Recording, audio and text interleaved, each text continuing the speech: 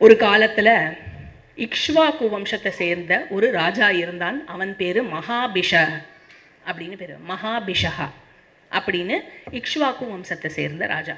அவன் 1000 அஸ்வமேத யஜ்ஞங்கள் செய்தான், 100 ராஜசூய யஜ்ஞங்கள் செய்தான்.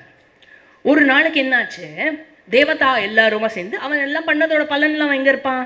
ஸ்வர்க்கத்தில் இருப்பான். ஸோ ஸ்வர்க்கத்தில் என்னாச்சு, ஒரு நாளைக்கு எல்லா தேவதாக்களும் பிரம்மாஜியை வணங்கி கொண்டு இருந்தார்கள். பிரம்மாஜினா யாரு? சதுர்முக பிரம்மதேவன். சரியா? சதுர்முக பிரம்மதேவனை அனைவரும் வழங்கி கொண்டிருந்தார்கள். அப்போ மகாபிஷனும் அங்கு இருந்தான், கங்காவும் அங்கே இருந்தா.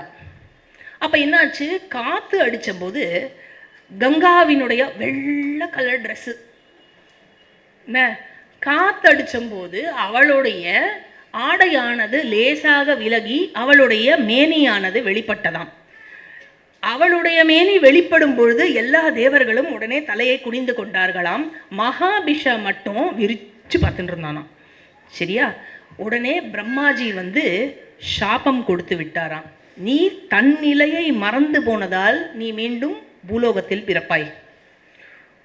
உடனே மகாபிஷ போய் மன்னிப்பெல்லாம் கேட்டு பிரம்மாஜி கிட்ட, இதை ஏதாவது இது பண்ணக்கூடாதா அப்படி ஃபைனலி கேட்டாரா. சரி, நான் பிறக்கணுங்கிறது தான் முடிவாக இருந்ததுன்னா நான் பிரதீபன் என்ற ராஜா இருக்கானே, அந்த பிரதீபனுக்கு மகனாக பிறக்க வேண்டும் என்று ஒரு கோரிக்கை விடுக்கிறேன் அப்படின்னோடனே ஓகேன்ட்டார் பிரம்மாஜி.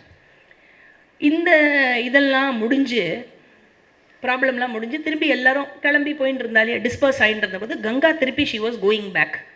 அப்போ போகிறச்சே கங்கா போகும்பொழுது வழியில் அஷ்ட வசுக்களை சந்திக்கிறார். அந்த வசுக்கள்லாம் ஆபவ என்ற ரிஷி, அவருடைய சாபத்தினால இவர்கள் திருப்பி பூலோகத்தில் பிறக்கும்படி ஆகிவிட்டதே அப்படின்னு கங்கா கிட்ட சொல்லிட்டு இருந்தா. உடனே சொல்லிட்டு கேட்டா, ஹே கங்கா, நீயே பூலோகத்தில் ஒரு அவதாரம் எடுத்தேனா, வந்தேனா, ஒரு பெண்ணுரு கொண்டேனா, உனக்கு நாங்கள் மகனாக பிறக்க விரும்புகிறோம். ஸோ தட் நாங்கள் பிறந்த உடனே நீ என்ன பண்ணு, எங்களை தண்ணியில் வீசி எரிஞ்சிரும். தண்ணியில் வீசி எரிஞ்சுட்டேன்னா எங்களுக்கு அந்த ஆப்பவ ரிஷி கிட்ட போய் நாங்கள் கேட்டோம், இதை ஏதாவது குறைச்சிக்க கூடாதான்னு. அவர் நீங்கள் பிறந்து 1 வருஷத்துக்குள்ளே திரும்பி வரத்துக்கு வாய்ப்பு இருக்குது அப்படின்னு சொல்லியிருக்கார். அதனால் நாங்கள் பிறந்த உடனே டைம் வேஸ்ட் பண்ணாமல் எங்களை தண்ணியில் வீசி எரிஞ்சுட்டேனாக்க நாங்கள் திரும்பி வந்து விடுவோம். அண்ட் நாங்கள் வசுக்களாக இருக்கிறதுனால, வசுன்னா தேவதால ஒரு குரூப்பு, சரியா, தேவர்கள் அவர்கள், அந்த குரூப்பில் இருக்கிறதுனால எங்களை தாரணை செய்து கொள்வதற்கு இன்னொரு ஹியூமன் உமன்னால இட் இஸ் நாட் பாசிபிள். அதனால் நீயே பெண்ணாக எங்களுக்கு அம்மாவா வரையா அப்படின்னோடனே கங்கா அப்படியே ஆகட்டும் அப்படின்னு சொன்னா. உடனே அப்போ தான் இவா கேட்குறா, ஹே திரிபதகாமினி, ஞாபகம் வச்சுக்கோ, எங்களை தண்ணியில் தூக்கி போட்டுடு, நாங்கள் வெகு காலம் அங்கு இருக்க விரும்பவில்லை, நீங்கள் திரும்பி நாங்கள் வந்துடுவோம் நீ அந்த மாதிரி போட்டுட்டேனா. உடனே இவ சொல்கிறா, அந்த மாதிரி நான் உங்கள் 8 பேரையும் போட்டுட்டேன் அப்படின்னாக்க எனக்கு அந்த பூமியில் அந்த மன்னனோட சேர்ந்து உங்களை பெற்றெடுத்த அந்த தொடர்புக்கு அதுக்கு பலனே இல்லாமல் போயிடுமே, அதனால் யாராவது ஒருத்தர் இருக்கணும் அப்படிங்கிறா. அதை நீங்களே முடிவு பண்ணிக்கோங்க அப்படின்னு உடனே இவா சொல்கிறா. உடனே இவன் இருப்பான் அப்படின்னு ஒருத்தரை காமிக்கிறா. அது யார் என்னங்கிறத பின்னாடி வரும். என்ன அவனை காமிச்சிட்டு, ஆனால் அவன் இருப்பான் அப்படின்னாக்கா நாங்கள் எல்லோருமே எங்களில் 8ல் 1 பங்கை அவனுக்கு கொடுத்து எங்கள் அம்சத்தோடு சேர்ந்து தான் அவன் இருப்பான், எங்கள் எல்லா 8 பேரோட அம்சமும் அவனுக்கு இருக்கும் அப்படின்னோடனே கங்கா ஓகேன்னு அக்ரி பண்ணிடு. உடனே என்னாது, வைஷம்பாயனர் வாய்ஸ் ஓவர் கொடுக்குறார். என்ன சொல்கிறார், அனைத்து உயிர்களினிடத்திலும் அன்பு பாராட்டுபவனாக இருந்த ராஜா பிரதீபன், அப்படி ஒரு மன்னன் அவன். அவன் பல ஆண்டுகளுக்கு தவம் செய்து வந்தான். அண்ட் என்ன பண்ணான், தவம் செய்யும் பொழுது கங்கா ஒரிஜினேட் ஆகிற அந்த பாயிண்ட் இருக்கு இல்லையா, சோர்ஸ் ஆஃப் கங்கா, கங்கோத்ரி, அந்த இடத்துல ஹிமாலயத்தில் போய் அவன் தவம் செய்து கொண்டிருந்தான். கங்கோத்ரி கோமுக் ஆக்சுவலி ஒரிஜினேஷன் பாயிண்ட், அங்கே போய் அவன் தவம் செய்து கொண்டிருந்தான்.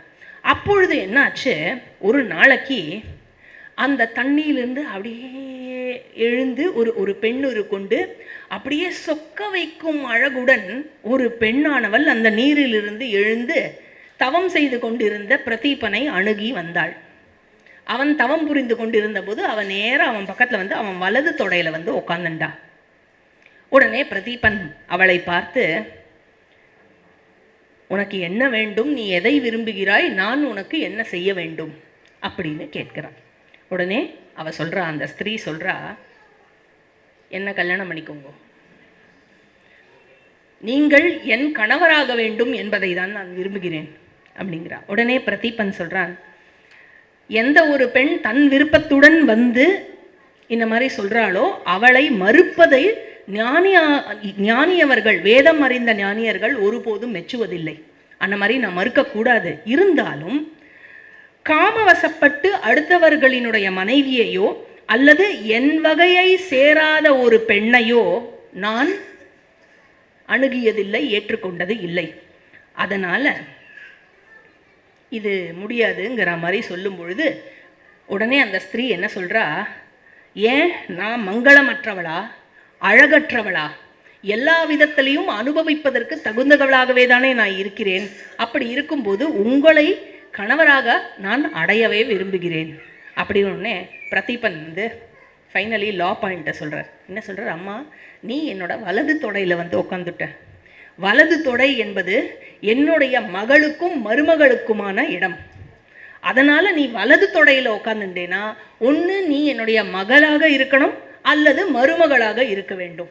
என் மனைவியாக இருக்க முடியாது, நான் உன்னை கல்யாணம் பண்ணிக்க முடியாது. அதனால் நீ என்ன பண்ணு, என் மருமகளாகிவிட அப்படிங்கிறா. உடனே அவ சொல்கிறா, சரி நீங்கள் அப்படி சொல்கிறேன்னா நான் ஒத்துக்கிறேன். நான் உங்கள் மேலே ரொம்ப ரொம்ப மரியாதை வச்சுருக்கேன். அந்த மரியாதையினால், அந்த மரியாதையின் பொருட்டு உங்கள் என்டையர் வம்சத்து மேலேயே எனக்கு ரொம்ப மரியாதை அதிகம். இந்த வம்சத்தில் ஒரு ராஜாவினுடைய மனைவியை ஆகிறதுக்கு எனக்கு வந்து வாய்ப்பு இருக்குது அப்படின்னு சொன்னாக்க எனக்கு ரொம்ப சந்தோஷம். அதில் நான் உங்கள் மருமகள் ஆகிறேன். அண்டு உங்கள் பையன்கிட்ட சொல்லுங்கோ இந்த விஷயத்த. என்ன மனைவியாக அடையும் பொழுது நான் செய்யும் பல விஷயங்களை அவரால் அந்த முறைமையை புரிந்து கொள்ள இயலாது. என்னுடைய செயல்களில் உள்ள முறைமையை புரிந்து கொள்ள இயலாது. ஆனால் அவனுடைய சந்தோஷத்தையும் நன்மையையும் நான் அதிகரித்து தான் கொடுப்பேன்.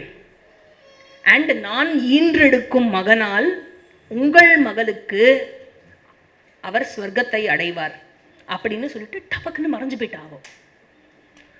உடனே பிரதீபன் வந்து என்ன பண்ணா, அது வரைக்கும் வந்து புள்ள இல்லை சரியா. உடனே என்ன தோணித்து, ஆஹா இப்போ அவ என் மருமகளா வருவான்னு சொல்லிட்டு போயிருக்கா அப்படின்னாக்கா அப்போ என்ன புள்ளை வராமையா இருக்கும், புள்ள வந்து தானே மருமகன் வர முடியும், ஆனால் நிச்சயம் நமக்கு புள்ள உண்டு அப்படின்னு சொல்லிட்டு உடனே அவர் போய் அவர் மனைவியோடு பிள்ளை பேருக்கான விருப்பத்துடன் மனைவியோடு இணைந்தான். அப்புறம் ரொம்ப வருஷம் கழிச்சு சாந்தனு என்ற மகன் பிறந்தான். அவன் ராஜாவாக வாழும்போது அறத்துக்கே அர்ப்பணித்தவனாக ஆண்டு வந்தான்.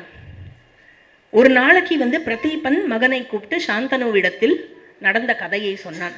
இந்த மாதிரி நான் வந்து ஒரு மங்கையை சந்தித்தேன் தவத்தில் இருக்கும் பொழுது, இதுதான் நடந்தது. நான் வந்து இதை சொன்னபோது அவ மருமகளாகத்துக்கு சம்மதிச்சா. அதனால் அந்த மாதிரி ஏதாவது நீ ஒரு பெண்ணை சந்தித்தால் அவள் வந்து உங்ககிட்ட கல்யாணம் பண்ணிக்கிறியான்னு கேட்டால் வேண்டான்னு சொல்லிடாத, நான் வாக்கு கொடுத்துருக்கேன், அதனால நீ ஓகேன்னு சொல்லிடுவோம். அண்ட் அதுக்கப்புறம் கண்டிஷன் இல்லாமல் சொன்னான். இதெல்லாம் சொல்லியிருக்கா அவ பண்ணுற காரியங்களை உன்னால் புரிந்து கொள்ள இயலாது, ஆனால் உனக்கு சந்தோஷம் கிடைக்கும், அவள் மூலமாக பிறக்கிற குழந்தையினால உனக்கு ஸ்வர்க்க பிராப்தி கிடைக்கும்னு சொல்லியிருக்கா அப்படின்னு சொல்லிட்டு சாந்தனுவை அரியணை ஏற்றி விட்டு இவன் பிரதீபன் வந்து கானகம் ஏகினான். அதுக்கப்புறம் சாந்தனு வந்து அறம் சார்ந்த மன்னனாக இருந்தான். வேட்டையில் ரொம்ப பிடிக்கும், வேட்டையாட. வேட்டைக்கு அடிமையாக இருந்து பெரும்பொழுதை கானகத்தில் கழித்து கொண்டிருந்தான். ஒரு நாளைக்கு என்னாச்சு, ஜொலி ஜொலிக்கும் அழகுடன் ஒரு பெண்ணை கண்டான். அவளுக்கு வந்து முத்து மாதிரி பல்வரு சேர்ந்தது. அவள் சிரிக்கும்போது பார்க்கறதுக்கே அவ்வளோ அட்ராக்டிவாக இருந்தா. தெய்வீக ஆபரணங்கள் தரித்திருந்தாள். ஆச்சரியமாக பார்த்தான் அவளை. பார்த்துட்டே இருந்தான். பார்த்தா அவளும் அவனை வெறிக்க பார்த்துட்டு இருந்தான். இவன் பார்க்க இன்னும் அதிகமாக பார்க்க ஆரம்பிச்சான். அவளும் பார்க்க இன்னும் அதிகமாக பார்க்க ஆரம்பிச்சான். அதனால் என்ன எடுத்து சாந்தனு நேர போய் என்ன சொன்னா, ஹே தேவி, நீ யாரோ எனக்கு தெரியாது. நீ தேவதாவா, கந்தர்வன் பெண்ணா, தானவன் பெண்ணா, அல்லது அப்சரஸா, இல்லை மனுஷனுடைய பெண்ணா, நீ யாராக இருந்தாலும் உன்னை மனைவியாக அடைய நான் விரும்புகிறேன். ப்ளீஸ் என்ன கல்யாணம் பண்ணிக்கோ அப்படின்னு சாந்தனு அவளிடம் கேட்டான். உடனே என்னாச்சு, இவளுக்கு வசுக்களுக்கு செய்து கொடுத்த சத்தியம் ஞாபகம் வந்தது. அதனால் இவன் என்ன சொன்னா, ஹே ஏகாதிபதி, நான் உங்கள் மனைவியாக வேண்டும் என்றால் நான் செய்யும் எந்த ஒரு விஷயமும் உங்களுக்கு ஏற்புடையதாக இருக்கிறதோ, ஏற்புடையது இல்லாமல் இருக்கிறதோ, எப்படி இருந்தாலும் நீங்கள் என்கிட்ட எப்படி நடந்துக்கணும் தெரியுமா? என்கிட்ட அன்புடன் மட்டுமே நடந்து கொள்ள வேண்டும். அன்பற்ற முறையில் நடந்து கொள்ளக்கூடாது. அன்பற்ற சொற்களையோ ஸ்வரத்தையோ உபயோகிக்கக்கூடாது. என்ன, அன்புடன் இருக்கும் வரையில், நீங்கள் என்னிடத்தில் அன்புடன் இருக்கும் வரையில் நான் இருப்பேன். நீங்கள் என் காரியத்தில் நீங்கள் தலையிட்டாலோ அல்லது அன்பற்ற முறையில் என்னிடம் பேசினாலோ நான் என்ன செய்வேன் அப்படின்னா, உம்மை விட்டு விலகி விடுவேன். சம்மதமா அப்படின்னு கேட்டான். உடனே சாந்தனு என்ன சொன்னார், ஆஃப்கோர்ஸ். என்னன்னா, இதை தான் இன்னைக்கு நிறைய பேர் பண்ணுறா. ஆனால் சாந்தனு என்ன நினைச்சாரோ என்னவோ தெரியல, பரவாயில்ல இவன் உண்மையை சொல்கிறாளே, நல்லவளா இருப்போ போல இருக்கு, சொல்லிட்டு பண்ணுறா இல்லையா, அதனால் ஓகே அப்படியே ஆகட்டும் அப்படின்னு ஒன்று இவா கல்யாணம் பண்ணிட்டா. கல்யாணம் பண்ணிட்டு இவள் எப்படி இருந்தானா, சாந்தனுவை அப்படி கவனிச்சுண்டாளாம். அவ்வளவு ஒரு உபச்சாரம், அவ்வளவு அழகாக கவனிச்சுண்டாளாம். அதில் சாந்தனு பெரும் மனநிறைவு கொண்டானாம். ரெண்டு பேரும் ரொம்ப சந்தோஷமாக வாழ்ந்து வந்தாளாம். இவ ஏற்கனவே தேவலோகத்தில் இருந்த நதி இல்லையா, அங்கே இங்கே கீழே மனுஷ உருவை எடுத்துக்கொண்டு வந்த உடனே ஆடி பாடி அவனை மகிழ்வித்து, இவனும் எத்தனை வருஷம் எத்தனை டெக்கேட்ஸ் அவளோட வாழ்ந்தானோ அந்த கணக்கே தெரியாமல் அவளுடன் மோகம் கொண்டு அந்த காமத்திலேயே வாழ்ந்து கொண்டிருந்தானாம். பல காலம் வாழ்ந்தார்களாம். 8 பிள்ளைகள் பெற்றார்களாம். ஆனால் ஹே பாரதா, ஒவ்வொன்றையாக இவள் என்ன பண்ணா, பிறந்த உடனே தூக்கிண்டு போய் சிரிச்சுண்டே தூக்கிண்டு போவாளாம். உன்னுடைய நன்மைக்காகவே இதை நான் செய்கிறேன்னு சொல்லி சிரிச்சுண்டே நதியில் வீசி எறிவாளாம். அப்புறம் திருப்பி சிரிச்சுண்டே வந்துருவாளாம். இது அடியோட மன்னனுக்கு பிடிக்கவில்லை இவள் செய்தது. ஆனால் கேட்டா என்ன ஆயிடும், இவள் நம்மை விட்டு போய்விடுவாளோ அப்படிங்கிற அந்த விஷயத்தினால இவன் பேசாமையே இருந்தானாம். 8வது மகன் பிறந்தானாம். பார்க்கறதுக்கே அழகா இருந்தது அந்த குழந்தை. இவ என்னடா பண்றான்னு பார்த்தா சேம் ப்ரொசீஜர், தூக்கிட்டு கிளம்பிட்டா நதியில வீசி எறியறதுக்கு. சாந்தனுவால பொறுத்துக்க முடியல, பின்னாடியே போனாலாம். வீசி எறியும் பொழுது அவனை கொல்லாதே அப்படின்னாலாம். நீ எங்கேருந்து வர, இப்படி ஒவ்வொரு குழந்தையா, உன்னோட குழந்தை தானே இது, இப்படி ஒவ்வொரு குழந்தையா கொண்டு இருக்கியே, உன்னுடைய பாவ மூட்டை எவ்வளவு பெருசு தெரியுமா அப்படின்னு கேட்கிறான் சாந்தனு. அப்ப அந்த ஸ்திரீ திரும்பி பார்த்து, அப்பதான் அவ யாருன்னு சொல்றா. அது வரைக்கும் பேரே தெரிஞ்சதோ தெரியலையோ சாந்தனுவுக்கு. அகம் கங்கா அப்படிங்கிறார். நான் ஜன்னு மகரிஷியினுடைய மகள் ஜான்னவி அப்படிங்கிறார். மன்னா, உங்களுக்கு புத்திர இச்சா இருக்கிறது, அதனால இவனை நான் கொல்ல மாட்டேன், நான் உங்ககிட்டயே கொடுத்து விடுறேன். தேவர்களினுடைய காரியம் பொருட்டு நான் கீழே இறங்கி வந்தேன், உங்களை கல்யாணம் பண்ணிட்டு வாழ்ந்தேன், இவா எல்லாரையும் பெற்றெடுத்தேன். இவர்கள் அனைவரும் தேவதாக்கள். ஆபவ ரிஷியின் சாபத்தினால் இவர்கள் இங்க பிறக்க வேண்டியதா போச்சு. அவர்களை மீட்டெடுப்பதற்காகவே அவர்களுக்கு கொடுத்த வாக்கினால் நானும் இங்கு வந்தேன். அதை நிறைவேற்றினேன். அவர்கள் இதுதான் சொன்னார்கள், சொன்னவாறு நிறைவேற்றினேன். இத்தனை பேருக்கு நீங்க தகப்பனா இருக்கீள் அப்படின்னாக்க உங்களுக்கு எவ்வளவு அருள் இருக்கணும், நீங்கள் தகப்பனாக தேவதாவை ஈன்றெடுப்பதற்கு. அதனால இந்த குழந்தைகளால் உங்களுக்கு மேன்மையே கிடைக்கும். இவன் உங்களுக்காகவே நான் இவனை கொல்ல மாட்டேன், இவனை வச்சிருக்க போறேன், இவன் கங்காதத்தன் அப்படிங்கிறா. உடனே சாந்தனு சொல்றார், ஆப்பவ ரிஷியா, அவர் யாரு என்ன குற்றம் செய்தார்கள் இவர்கள் இங்கே வந்து பிறக்கிறதுக்கு? எனக்கு எல்லா கதையும் சொல்லு. உடனே கங்கா சொல்கிறா, வருணனுக்கு பிறந்த மகன், அதனால் ஆப்பவா அப்படின்னு பேர். ஆப்பகா அப்படின்னா நீர். வருணனிலிருந்து பிறந்ததனால் ஆப்பவகா அப்படின்னு பேர். அவர் யாருன்னா அவர் வசிஷ்டர். அதுதான் அவருடைய இன்னொரு பேர், வசிஷ்டர் அப்படிங்கிறது. அவருடைய ஆசிரம் வந்து மேரு மலை கிட்ட இருந்தது. அந்த மேரு மலையில் அந்த இடத்துல அவர் ஆசிரமத்தில் எப்படி இருக்குன்னா, எல்லா சீசன்லேயும் பூக்கிற பூக்களும் அங்கே பூக்குமா. அப்படியே அந்த மலையோட சாரலில் வந்து அவ்வளோ பியூட்டிஃபுல்லாக இருக்கும் அப்படின்னு அந்த ஆசிரமத்தினுடைய வர்ணனையை சொல்கிறார் வைஷம்பாயனர். கங்கா சொல்கிறா. சொல்லிட்டு சொல்கிறா, அங்கே வந்து பல பேர் தவம் செய்வதற்காக அங்கு செல்வார்கள். இவர் இந்த ஆபவ ரிஷி அங்கு தான் தபஸ் செய்வார். தக்ஷனினுடைய மகள் சுரபி அப்படின்னு ஒருத்தி இருந்தார். அந்த சுரபிக்கும் கஷ்யப்ப ரிஷிக்கும் பிறந்தவள் தான் நந்தினிங்கிற பசு. அந்த நந்தினியை இந்த வசிஷ்டர் வந்து தன்னுடைய ஹோம காரியங்களுக்காக பெற்று இருந்தார். அவருடைய ஆசிரமத்தில் தான் அவள் ஹோம காரியங்களுக்கு அசிஸ்ட் பண்ணிட்டு நந்தினி வந்து வசிஷ்டரோட இருந்தாள். இந்த 8 வசுக்களும் தங்கள் மனைவியர்களுடன் அந்த வனத்தில், வசிஷ்டருடைய ஆசிரமம் அந்த மேருமலை கிட்ட, அவள் வந்து பொழுதை கழிப்பதற்காக போகும்பொழுது இந்த பெரிய கண்களும் நல்ல நிறைந்த மடியும் அழகான கால்களையும் கொண்ட இந்த நந்தினி பசுவை இந்த வசுவினுடைய மனைவியானவள் கண்டாள். கண்டுட்டு, எந்த வசுவோட மனைவினா தியௌஸ் அப்படிங்கிற அஷ்ட வசுவில் தியௌஸ் அல்லது பிரபாச அப்படின்னு சொல்லப்படுற வசு, அவருடைய மனைவியானவள் அவளை பார்த்த உடனே, இது என்னது அழகா இருக்கே அப்படின்னு கேட்குறா.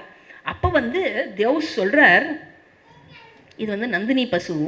சாக போகிறவர்கள் இந்த நந்தினி பசுவோடைய பாலை குடித்தார்கள் அப்படின்னாக்க இன்னொரு 10,000 வருஷத்துக்கு ஹெல்த்தியாக இருப்பா. அப்படிப்பட்ட பசு இது. எங்களுக்கு 1 லிட்டர்.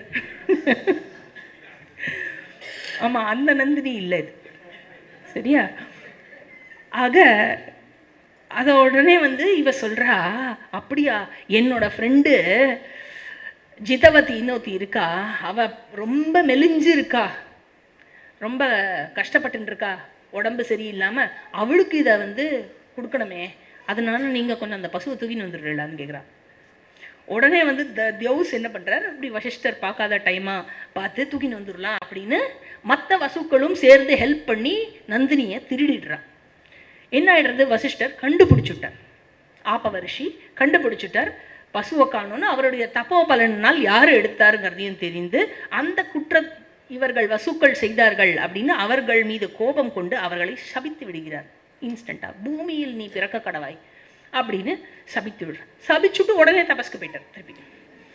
ஓகே, உடனே இந்த வசுக்கள் என்ன பண்ணா, ஐயோ இப்படி பூமியில் போகிறான்னு சொல்லிட்டாரு என்ன, திருப்பி முனிவரை போய் அவரை கன்சோல் பண்ணி அவரை ஆசுவாசப்படுத்தி குளிர வைத்து எல்லாம் கெஞ்சி கெஞ்சி கேட்டா, உடனே என்ன சொல்கிறார், சரி 1 வருஷத்துக்குள்ளே உன்னை ஃப்ரீ பண்ணிடுறேன், ஆனால்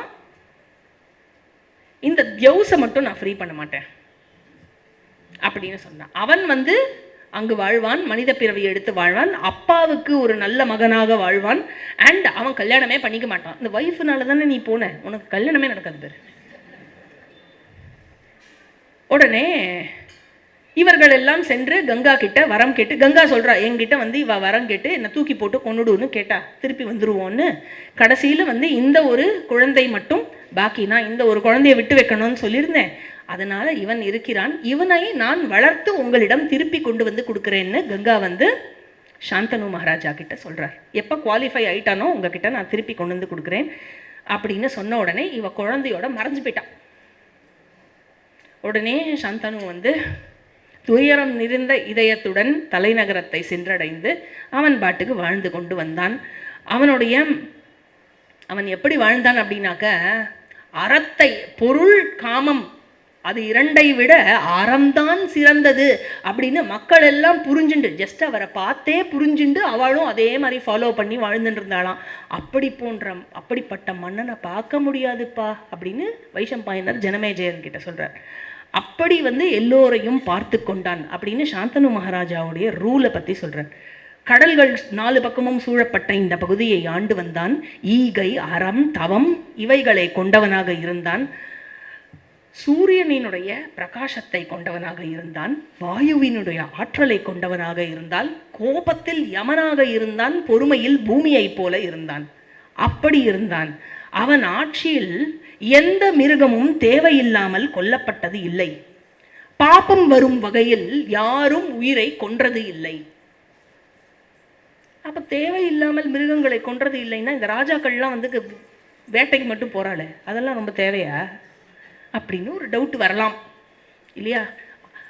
அதாவது வேட்டை அப்படிங்கிற ஹண்டிங் இருக்கு இல்லையா, இந்த ஹண்டிங் சம்பந்தமாக நம்மளுடைய ஸ்மிருதிகளில் வந்து சில ரூல்ஸ் இருக்கு. ஜஸ்ட் ஒரு ஒரு ஒரு ஐடியா மட்டும் பார்க்கலாம். ஒரு க்ஷத்ரிய ராஜா எப்பொழுது மிருகங்களை கொல்லலாம் அப்படின்னா, ஏதான ஒரு எமர்ஜென்சி அப்படின்னா கொல்லலாம், இல்லைனா தன்னுடைய உயிரை காப்பாற்றி கொள்வதற்காக கொல்லலாம், இல்லைனா அந்த ஆர்ம்ஸோட ப்ராக்டிஸ் இருக்குல்ல, வெப்பன்ஸோட ப்ராக்டிஸ்க்காக காட்டுக்கு போய் ஹண்டிங் பண்ணலாம். ஆனால் அதுக்கும் வந்து நியமங்கள் இருக்குது. தன்னுடைய ப்ளஷருக்காக ஹண்டிங் பண்ணக்கூடாது, அது அதர்மம். இப்படியே கொல்றதுல ஒரு சந்தோஷம் இருக்குன்னு போய் கொல்லக்கூடாது, சரியா? அதுக்கப்புறம் ஹண்டிங்க்கு போகும்போது தனியாக போகக்கூடாது. அது இவர் துஷ்யந்தன் போனார் இல்லையா, ஒரு சைன்யத்தோட, தனியாக போகக்கூடாது, கூட எல்லாரோடையும் போனோம். அப்புறம் தேவைக்கு அதிகமாக ப்ராக்டிஸ் பண்ணுறேன்னு எல்லாத்தையும் கொண்டுன்னு இருக்கக்கூடாது. He also has the responsibility to protect the forest and lives. அதுக்கப்புறம் சில ஹண்டிங்னாலும் கொல்லக்கூடாத அனிமல்ஸ் எல்லாம் சிலது இருக்குது. குறிப்பாக பசுவை கொல்லக்கூடாது, அப்புறம் மயிலை கொல்லக்கூடாது, ப்ரெக்னெண்ட்டாக இருக்கிற அனிமல்ஸை கொல்லக்கூடாது, நியூ பார்ன் பேபியாக இருக்கிறத ஹண்டிங் பண்ணாத, கொல்லாத.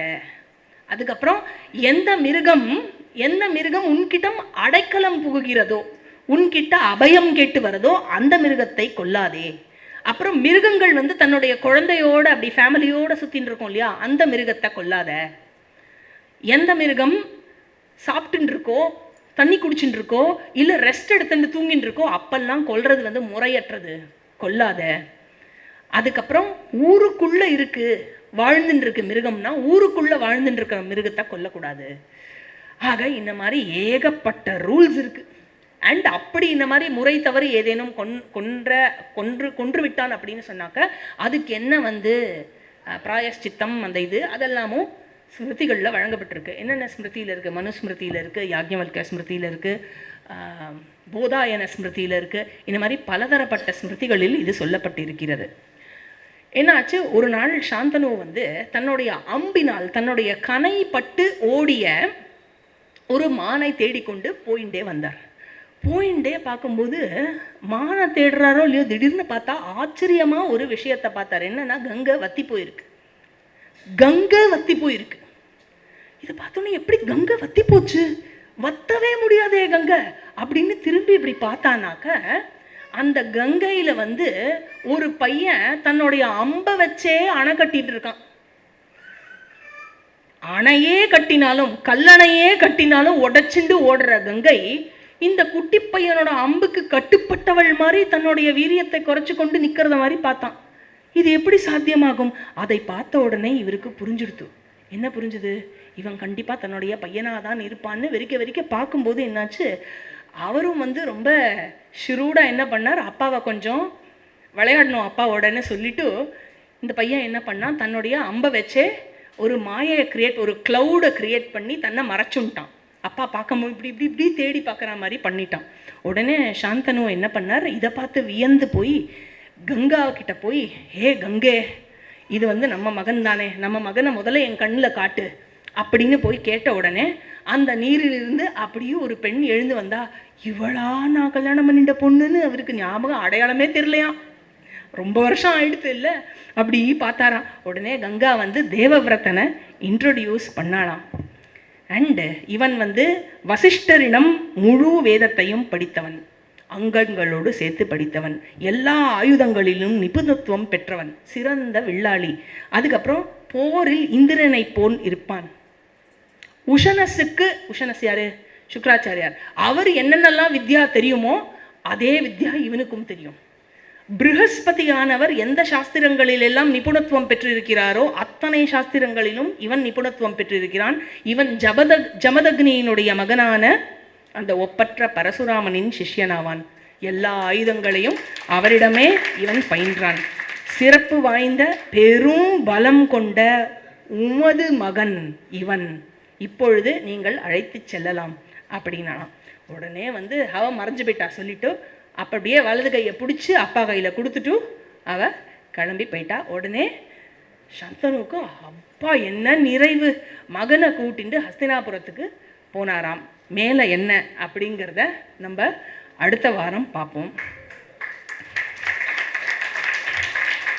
இன்னைக்கு வந்து 90th சாப்டர்லேருந்து சாப்டர் நம்பர் 100 வரைக்கும் பார்த்துருக்கோம். 100 ஃபுல்லாக முடிக்கலை.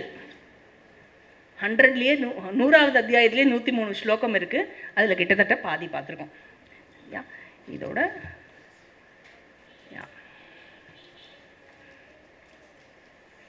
ஓம் பூர்ணமதః பூர்ணமிதம் பூர்ணாத் பூர்ணமுதச்யதே பூர்ணஸ்ய பூர்ணமாதாய பூர்ணமேவாவசிஷ்யதே.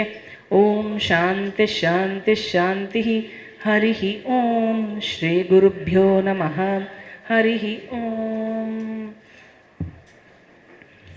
पाराशर्यवचः सरोजममलं गीतार्थगन्धोद्घटं नानाख्यानककेसरं हरिकथा सम्बोधनाबोधितं लोके सज्जनषट्पदैरहरः पेपीयमानं मुधा भूयात् भारतपङ्कजं कलिमल प्रध्वंसिन श्रेयसे यं ब्रह्मा वरुणेन्द्ररुद्रमरुतः स्तुन्वन्ति दिव्यैस्तवैः वेदैः साङ्गपदक्रमोपनिषदैः गायन्ति यं सामगा ध्यानावस्थिततद्गतेन मनसा पश्यन्ति यं योगिनः यस्यान्तं न विदुः सुरासुरगणाः देवाय तस्मै नमः.